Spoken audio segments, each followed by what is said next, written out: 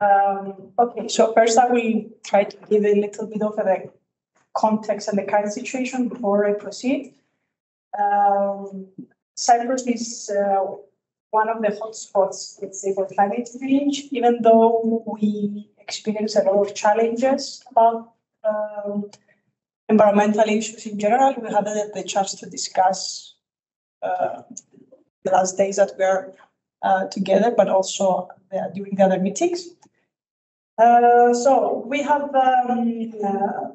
we're trying to adapt with regards to the infrastructure because we're lacking a lot of green spaces.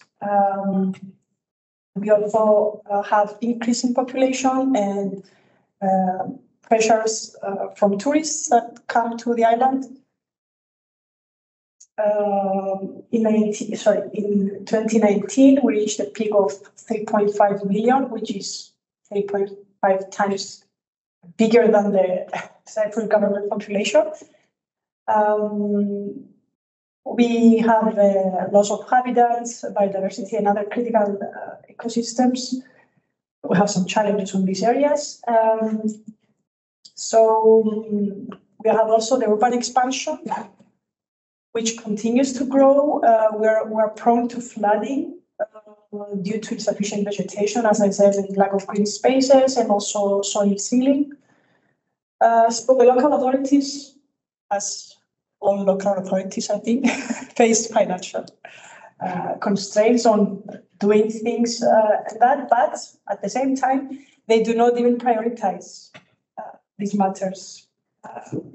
However, due to the regulations, the EU regulations and all the constraints, the Department of Environment is focusing on 11 factors. One of that is energy, which is also a main topic of our project. However, we have also other sectors that the department is working on.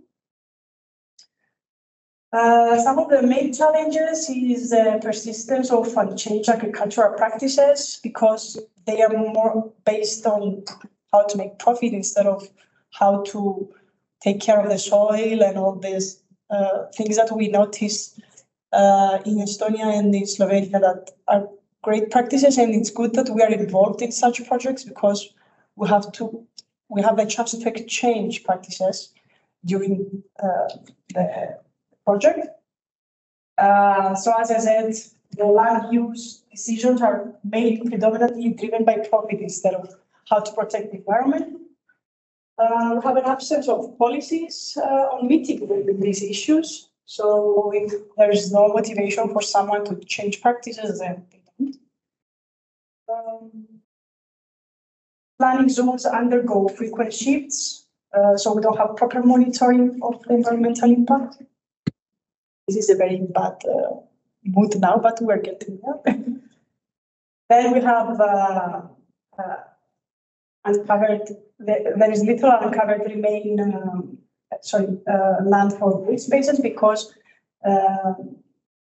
the land use is particularly when agricultural land is covered into residential areas. It's like they are focusing more on how to make constructions, and they don't really care. We had a discussion with Anastasia and are outside that they don't really care about the green spaces so much, and that is because it's a kind of mentality that needs to be changed, because this is a result of the mentality and not the root of the problem.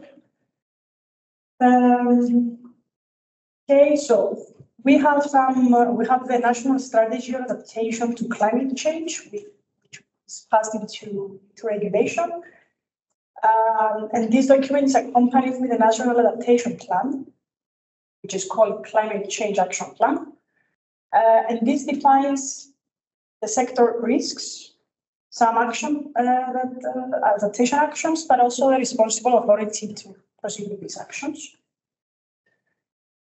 So the national strategy commissioned 5 actions. The first one is the National Action Plan combating desertification and the responsible monitoring of the environment. The future of agriculture in Cyprus, again, the Department of Environment is responsible for that.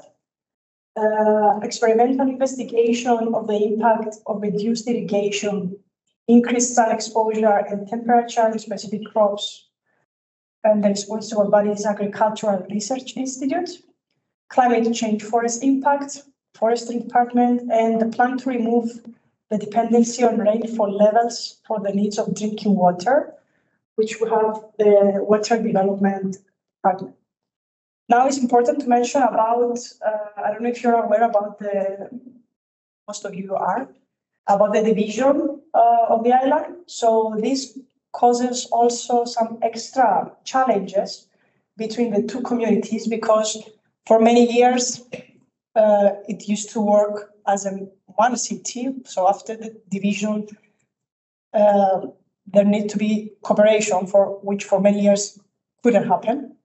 But also because there is strong difference between the two sides, let's say, with regards to environmental consciousness.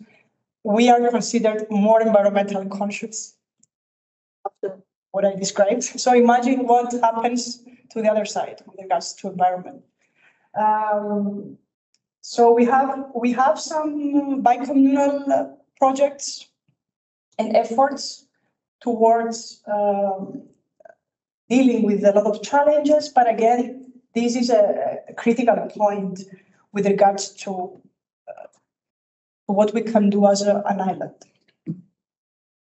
So, as best practice, I chose one thing from the public sector because it is the most efficient so far, and it is proved that it works, and is the support schemes for energy transitions. So what they do is that they give motivation, monetary motivation, so they give money back if you proceed with installing photovoltaics, either on a household level, they have different levels. So what you do is you proceed with the installment, and then you apply for this scheme, and they give you back a specific amount of money according to what size of photovoltaics and this kind of stuff you did. So for the private sector, I must say that we have different initiatives going on. We have hackathons from UNDP. We have also other initiatives dealing with food waste. So they take it from the markets that they finish every Saturday and they give it to vulnerable groups. We have different things going on. I try to focus on what the work we do as Cadet because we're trying to tackle this through education and training because as I said, it all comes from the mindset. So if you invest on the way people think and how they perceive all these problems, it's more likely that they will also do the related actions to tackle this. So there is a set of 15 projects. I will not go into deep with that. I will just show one screen per project. We have some youth-related projects. So this one, Green U, is about the green transition and the opportunities of young people to avoid unemployment, which is very similar to our project. We have Green With Your Work, where with Mark also on this project.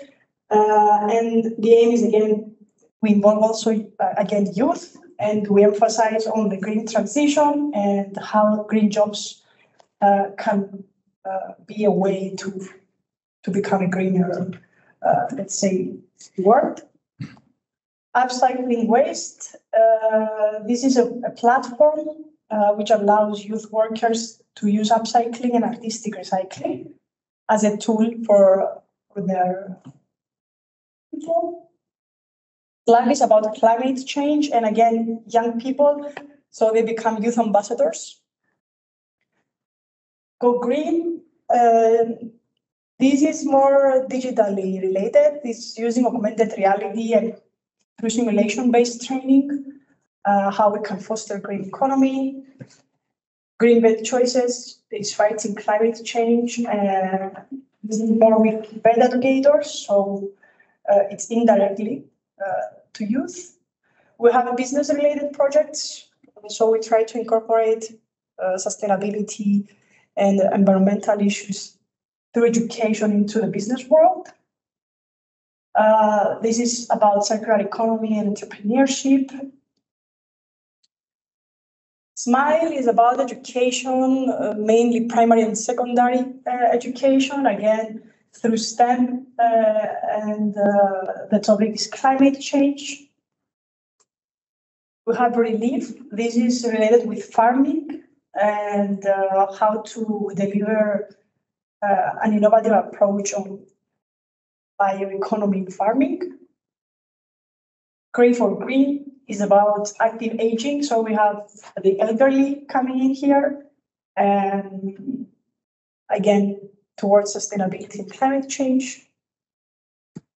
Video tech, this is about developing innovative video competencies for teachers. I think it's the last one, this one.